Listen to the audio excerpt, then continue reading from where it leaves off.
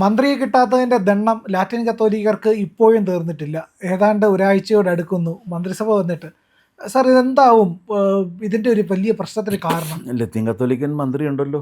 അവർ പറയുന്ന സഭയുടെ ആളില്ല എന്നാണ്. അല്ല, ഷിബു ബേബി ജോൺ ഞാൻ മനസ്സിലാക്കി കൊടുത്തിട്ട് ലത്തീൻ കത്തോലിക്കനാണ്. അത് RSP കാരനായിട്ട് അവർ ആ ഗണത്തിൽ പെടുത്തില്ലല്ലോ. അല്ല, RSP കാരനായതുകൊണ്ട് കാര്യമായില്ലല്ലോ. ആ സമുദായത്തിൽപ്പെട്ട അയാൾ പള്ളിയിൽ പോകുന്ന ഒരാളാണ്. അയാളുടെ ഫാദർ ബേബി ജോണും സമുദായത്തിൻ്റെ വലിയ സമുന്നത നേതാവായിരുന്നു. അവർ കമ്മ്യൂണിസ്റ്റുകാരായിരുന്നു. അല്ല, കമ്മ്യൂണിസ്റ്റുകാരല്ല, റവല്യൂഷണറി സോഷ്യലിസ്റ്റ് പാർട്ടി എന്നൊക്കെ പറഞ്ഞു കഴിഞ്ഞാൽ ഇപ്പോൾ ആർക്കും എന്തറിയാൻ പറ്റും. ചവറ മുതൽ ചവറ വരെയുള്ള ഭൂപ്രദേശത്താകെ പടർന്ന് പന്തലിച്ച് കിടക്കുന്ന ഒരു മഹാപ്രസ്ഥാനം എന്നൊക്കെയല്ലേ അറിയാവുന്നത്. പക്ഷേ ഷിബു ബേബി ജോണിനെ പോലെ ഒരാളുണ്ടല്ലോ. പിന്നെ വേറൊരു കാര്യം, എത്ര ക്രിസ്ത്യൻ മന്ത്രിമാരുണ്ട് ഇതിനകത്ത് ഈ മന്ത്രിസഭയിൽ? അവരുടെ ജനസംഖ്യ എത്രയാണ്? ജനസംഖ്യ അനുപാതമായിട്ട് നോക്കണമല്ലോ. ജനസംഖ്യ അനുപാതമായിട്ട് നോക്കുമ്പോൾ അവരുടെ ജനസംഖ്യ അനുപാതത്തിൻ്റെ ഇരട്ടിയാണ് അവർക്ക് കിട്ടിയേക്കുന്ന റെപ്രസെൻറ്റേഷൻ. കഷ്ടി 10-15% ഉള്ളത്. 30-32% കിട്ടിയിട്ടില്ലേ? അപ്പോൾ ക്രിസ്ത്യൻ റെപ്രസെൻറ്റേഷൻ കുറഞ്ഞു പോയിട്ടില്ല. അപ്പോൾ അതുകൊണ്ട് ക്രിസ്ത്യൻ റെപ്രസെൻറ്റേഷൻ കുറഞ്ഞു പോയി എന്ന് പറയാൻ പറ്റില്ല. അത് ഓവർ റെപ്രസെൻറ്റഡാണ് ക്രിസ്ത്യൻ. ഈ മന്ത്രിസഭയിൽ റെപ്രസെൻറ്റേഷൻ തീരെ കുറഞ്ഞു പോയിട്ടുള്ളത് OBC വിഭാഗത്തിൽപ്പെട്ടവർക്കാണ്. OBC വിഭാഗത്തിൽപ്പെട്ട ഒരാളും ഈ മന്ത്രിസഭയിൽ എത്തിയിട്ടില്ല. മുസ്ലിം OBC ഉണ്ട്, ഹിന്ദു മുസ്ലിമിന് ആരാണ് OBC? അത് മുസ്ലിം അല്ലേ? ഞാൻ പറഞ്ഞ ഹിന്ദുക്കളിൽ നിന്ന് OBC വിഭാഗത്തിൽപ്പെട്ടവരാരും ഈ മന്ത്രിസഭയിലില്ല.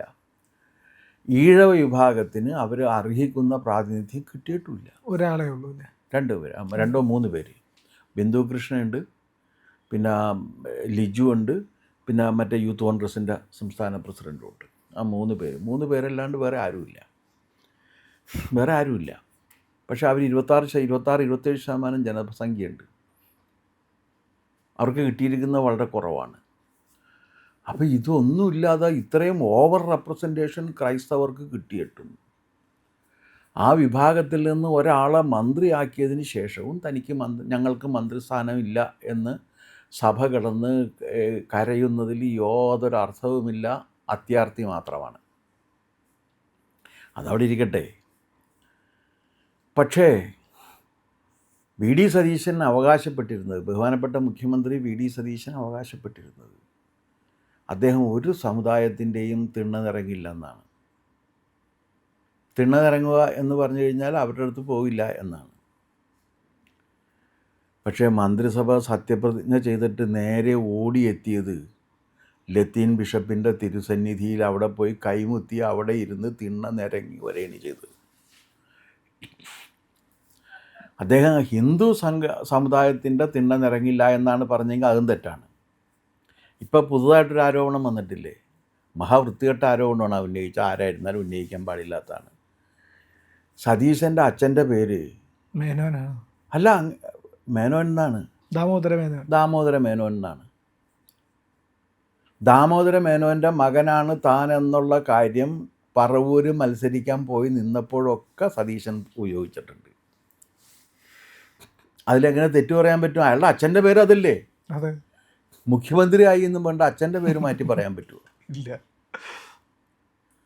മുഖ്യമന്ത്രിയായി എന്നുള്ളത് ശരിയാണ്, അതിൻ്റെ പേരിൽ അച്ഛൻ്റെ പേര് മാറ്റി പറയാൻ പറ്റുമോ? ഇല്ല. അയാൾ അച്ഛൻ്റെ പേര് പറഞ്ഞത് ജാതി ഗുണം കിട്ടുന്നതിന് വേണ്ടിയാണെന്ന് പറയുന്നത് മഹാവൃത്തികേടാണ്. പറഞ്ഞത് കോൺഗ്രസ്സുകാർ തന്നെയാണ്. കാരണം പുരോഗതിക്ക് അത് കുഴപ്പമുണ്ടെന്നാണ് പറഞ്ഞ. പലരുടെയും പേരിൽ നിന്ന് തന്നെ അവരുടെ ജാതിയും മതവും ഒക്കെ അറിയാൻ പറ്റും. അപ്പോൾ അദ്ദേഹത്തിൻ്റെ VD സതീശൻ്റെ അച്ഛൻ്റെ പേര് ദാമോദര മേനോൻ എന്നാണെങ്കിൽ ദാമോദരൻ എന്ന് പറയാൻ പറ്റുമോ? ദാമോദര മേനോൻ എന്ന് പറയേണ്ടി വരും. കാരണം തെറ്റിച്ച് പറയാൻ പറ്റില്ല. അത് ഓത്തെടുക്കുന്നതല്ലേ, ഭരണഘടനാപരമായിട്ടുള്ളൊരു ദൗത്യം നിർവഹിക്കുകയാണ്. അതിനകത്ത് എന്താണോ പേര് അത് തന്നെ പറയേണ്ടി വരും. ഇപ്പം നരേന്ദ്രമോദി മോദി എന്നല്ലേ പറയുന്നത്, പക്ഷേ മറ്റത് പറയുമ്പോഴോ മുഴുവൻ പേര് പറഞ്ഞിട്ടാണ് ചെയ്യുന്നത്. ദാമോദർ ദാസ് നരേന്ദ്ര ദാമോദർ ദാസ് മോദി എന്ന് മുഴുവൻ പറഞ്ഞിട്ടല്ലേ പറയുന്നത്. അതങ്ങനെ പറയാൻ പാടുള്ളൂ. അപ്പോൾ അതിന് അദ്ദേഹത്തെ കുറ്റം പറഞ്ഞതാണ് ഇവർ. അവർ പക്ഷേ അതിന് അദ്ദേഹത്തെ കുറ്റം പറഞ്ഞ കോൺഗ്രസ്സിലെ ക്രൈസ്തവരായ ഉൽപ്പതിഷ്ണുക്കൾ ഇവിടെ പോയതിന് കുറ്റം പറഞ്ഞിട്ടില്ല. വേണ്ടേ? ആ ക്രൈസ്തവരായ ഉൽപ്പതിഷ്ണുക്കളാണല്ലോ അത് പറഞ്ഞത്. ആ ഉൽപ്പതിഷ്ണുക്കൾ സതീശൻ ലത്തീൻ ബിഷപ്പിൻ്റെ അരമനയിൽ പോയി നിരങ്ങിയതിനെക്കുറിച്ച് ഒരക്ഷരം പറഞ്ഞിട്ടില്ല.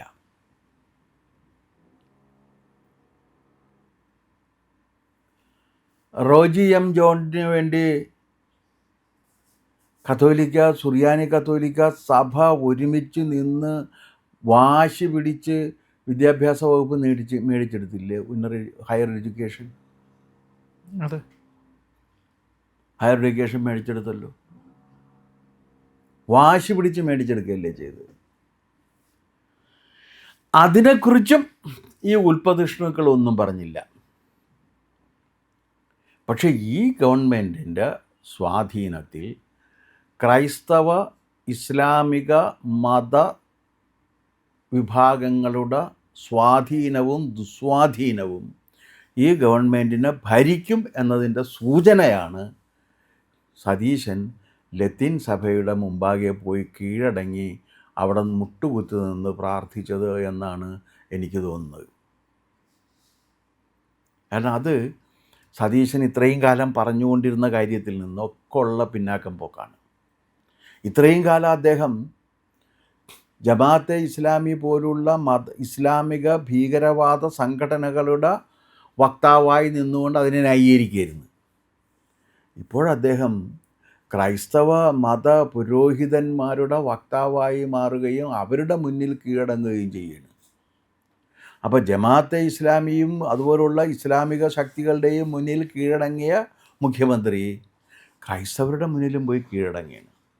എന്ന് പറഞ്ഞാൽ ന്യൂനപക്ഷ വിഭാഗങ്ങൾക്ക് മുന്നിൽ കീഴടങ്ങി സാഷ്ടാംഗം പ്രണമിച്ച് നിൽക്കുന്ന ഒരു മുഖ്യമന്ത്രിയാണ് സതീശൻ എന്നാണ് അതിൻ്റെയൊക്കെ സൂചന. അല്ലാതെ അദ്ദേഹത്തിൻ്റെ അച്ഛൻ്റെ പേര് പറഞ്ഞതിൽ തെറ്റ് അല്ല, യാതൊരു കുഴപ്പമില്ല, അത് അങ്ങനെ തന്നെ പറയണം. ഒരാൾക്ക് അയാളുടെ അച്ഛൻ്റെ പേര് പറയാനുള്ള സ്വാതന്ത്ര്യം പോലും രാഷ്ട്രീയത്തിൽ വന്നാൽ ഉണ്ടാകില്ല എന്ന് പറയുന്നത് മഹാകഷ്ടമാണ്. കാരണം അത് നെഹ്റു അങ്ങനെയായിരുന്നു. നെഹ്റുവിന് ഈ പണ്ഡിറ്റെന്ന് ചേർത്തിരുന്ന പിന്നെ എന്തിനാണ്? അതെ, നെഹ്റുവിയൻ പാരമ്പര്യം എന്നൊക്കെ പറഞ്ഞിട്ടാണല്ലോ എഴുതുന്നത്. നെഹ്റു എന്തിനാണ് ഈ പണ്ഡിറ്റെന്ന് ചേർത്ത്? പണ്ഡിറ്റ് നെഹ്റു എന്നാണല്ലോ പണ്ഡിറ്റ് എന്ന് പറഞ്ഞാൽ ജാതിപ്പേരല്ലേ? അതെ, നെഹ്റു എന്ന് പറഞ്ഞാൽ നഹർ എന്ന് പറഞ്ഞാൽ നദിയുടെ തീരത്ത് ജനിച്ചവൻ. പണ്ഡിറ്റ് ജവഹർലാൽ എന്നാണ് പറഞ്ഞിരുന്നത്. ജവഹർലാൽ പണ്ഡിറ്റ് എന്നാണ് ശരിക്കും പറയേണ്ടത്. പക്ഷെ ആദ്യമേ തന്നെ വെച്ചു, കാരണം എല്ലാവരും അറിഞ്ഞോട്ടെ ഞാൻ പണ്ഡിറ്റാണെന്ന് എഴുതിയിട്ട്. പണ്ഡിറ്റ് എന്ന് പറഞ്ഞു കഴിഞ്ഞാൽ പണ്ഡ എന്ന് പറഞ്ഞാൽ ബ്രഹ്മം, ബ്രഹ്മജ്ഞാനം ലഭിച്ചവനാണ് പണ്ഡിറ്റ്, പണ്ഡിതർ.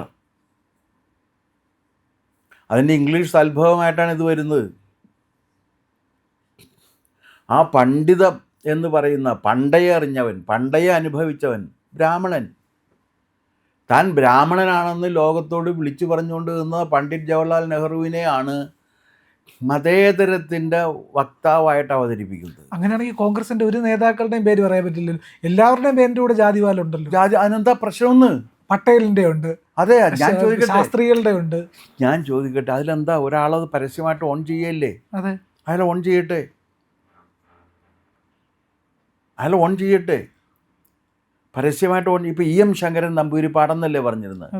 മാത്രമല്ല അയാൾ അങ്ങേര് പറഞ്ഞിട്ടുണ്ട്, ഞാൻ വെറും നമ്പൂതിരിയല്ല, നമ്പൂതിരിപ്പാടാണെന്ന്. അതെ, പാടുപോലും മാറ്റിയിട്ടില്ലായിരുന്നു. ആ, നമ്പൂതിരിപ്പാട്. കാരണം നമ്പൂതിരിയിലേക്കാൾ 64 തരം നമ്പൂതിരിമാരുണ്ട്. അതെ, കാണിപ്പയ്യൂരിൻ്റെ ജീവിതസ്മരണകൾ വായിച്ചു കഴിഞ്ഞാൽ നമുക്കതിനെക്കുറിച്ച് അറിയാൻ പറ്റും. 3 വോളിയത്തിൽ എഴുതിയിട്ടുണ്ട്, ഞാൻ വായിച്ചിട്ടുണ്ട്. അദ്ദേഹം എനിക്ക് സമ്മാനിച്ചതാണ്, അത് ഞാൻ വായിച്ചിട്ടുണ്ട്. അതിൽ അദ്ദേഹം വളരെ വ്യക്തമായിട്ട് ഇതൊക്കെ പറഞ്ഞിട്ടുണ്ട്. 64 തരം നമ്പൂതിരിമാരുണ്ട്. അതിൽ ഈ 64ാമത്തെ നമ്പൂതിരിക്ക് 1-ാം നമ്പൂതിരിയുടെ ഇല്ലത്ത് കയറാനുള്ള ഇതിൽ അയിത്തമുണ്ടായിരുന്നു. അപ്പോൾ അതുകൊണ്ട് ഈ നമ്പൂതിരിപ്പാടാണ്. നമ്പൂതിരിപ്പാട് എന്ന് പറഞ്ഞാൽ വേദാധികാരമുള്ള നമ്പൂതിരിയാണ് നമ്പൂതിരിപ്പാട്, മറ്റേ നമ്പൂതിരിയെ പോലെയല്ല. ആ പാരമ്പര്യം EMS അവകാശപ്പെട്ടിരുന്നില്ലേ? അതിലെന്താ കുഴപ്പമെന്നാണ് എനിക്ക് മനസ്സിലാകാത്ത കാര്യം. ഇതൊരാളുടെ ഐഡന്റിറ്റി ഒരാളുടെ ഐഡൻറ്റിറ്റി ആയിട്ട് അയാൾ അത് ഉപയോഗിക്കുന്നു. അത് ഉപയോഗിക്കട്ടെ. സതീശൻ മേനല്ല. സതീശൻ മേനനാകണമെന്നുണ്ടെങ്കിൽ സതീശൻ്റെ അമ്മ മേനോത്തി ആയിരിക്കണം. എന്തായാലും സതീശൻ്റെ പേരിൻ്റെ കൂടെ ഈ ജാതി പേരില്ല എന്നുള്ളൊരു വസ്തുതയുമാണ്. അതുകൊണ്ടത് നല്ലതാണോ ചീത്തയാണോ ഒന്നും ഞാൻ പറയുന്നില്ല. പക്ഷേ എനിക്ക് മനസ്സിലാകാത്ത കാര്യം, പണ്ഡിറ്റ് ജവഹർലാൽ നെഹ്റുവിനെ ഇവർ ഉദാഹരിക്കുമ്പോൾ അദ്ദേഹം ഈ ബ്രാഹ്മണനാണ് എന്നുള്ള ആ കിരീടം എടുത്ത് തലയിൽ വെച്ചുകൊണ്ട് നടന്ന ആളാണെന്നുള്ള കാര്യം മറക്കരുത്. അത് മറന്നുകൊണ്ടാണ് നെഹ്റുവിയൻ എന്ന് പറഞ്ഞുകൊണ്ടിരിക്കുന്നത്. കാരണം ഇത് രണ്ടും അറിയില്ലല്ലോ. ആരെങ്കിലുമൊക്കെ പറഞ്ഞ് കേട്ടണ്ട നെഹ്റു എന്നൊക്കെ പറഞ്ഞിട്ട്, ഇത് ആലോചിക്കുന്നില്ലല്ലോ. പിന്നെ ഇയാൾ എന്തിനാണ് ഇത് വെച്ചതെന്ന് ചോദിക്കണ്ടേ. അയാൾ കാശ്മീരി ശൈവ ബ്രാഹ്മണ പാരമ്പര്യം ഉൾക്കൊണ്ടുകൊണ്ടാണ് പുള്ളി അവകാശപ്പെട്ടുകൊണ്ടിരുന്നത്. ആ കാശ്മീരി ശൈവ ബ്രാഹ്മണർക്ക് വേണ്ട പൂജാതി കർമ്മങ്ങളിൽ പങ്കെടുത്തുകൊണ്ടാണ് അദ്ദേഹം പ്രധാനമന്ത്രിയായിട്ട് അവരോധിക്കപ്പെട്ടതും. അതിലും തെറ്റില്ല. പക്ഷെ അത് മറച്ചു വെച്ചുകൊണ്ട് സെക്കുലറിസം പറയുന്നതാണ് തെറ്റ്. സതീശനും ഇത് മറച്ചു വെച്ചുകൊണ്ട് ഞാൻ സമുദായ നേതാക്കളുടെ തിണ്ണ നിരങ്ങില്ല എന്ന് പറയുന്നതാണ് തെറ്റ്. ലോക്കൽ സമുദായങ്ങളുടെ തിണ്ണ നിരങ്ങാതെ സതീശൻ അവിടുന്ന് ജയിക്കാനും പറ്റില്ല. കാരണം പറവൂരുള്ള മനുഷ്യരെല്ലാം ഒരു ദിവസം സെക്കുലറിസ്റ്റായി എന്ന് പറഞ്ഞാൽ എന്നെ വിശ്വസിക്കാൻ പ്രയാസമല്ലേ. അവിടെയുള്ള മറ്റേ നായരും അവിടെയുള്ള ഈഴവനും അവിടെയുള്ള ധീവരനും അവിടെയുള്ള പുലയനും അവിടെയുള്ള മറ്റ് ജാതിക്കാരനും അവിടെയുള്ള കുടുംബി സമുദായക്കാരും അവിടെയുള്ള ക്രിസ്ത്യാനികളും മുസ്ലിങ്ങളും ഒക്കെ പെട്ടെന്ന് സെക്കുലറായി സതീശനെ വോട്ട് ചെയ്യാൻ വേണ്ടി സെക്കുലറായി എന്ന് പറഞ്ഞാൽ വിശ്വസിക്കാൻ പറ്റില്ലല്ലോ. അവരുടെ എല്ലാവരുടെ അടുത്ത് സതീശൻ പോയിട്ടുണ്ട്. അതിലും തെറ്റില്ല. പക്ഷെ താൻ പോകില്ല എന്ന് പറഞ്ഞുകൊണ്ട് നേരെ പിന്നെ ഈ തിരുമേനിമാരെയല്ല സഭാപിതാക്കന്മാരുടെ മുമ്പിൽ പോയി മുട്ടുകുത്തി നിന്നത് അദ്ദേഹം എന്താണ് ചെയ്യാൻ പോകുന്നത് എന്നുള്ളതിൻ്റെ ഒരു സൂചനയായിട്ടാണ് ഞാൻ കാണുന്നത്.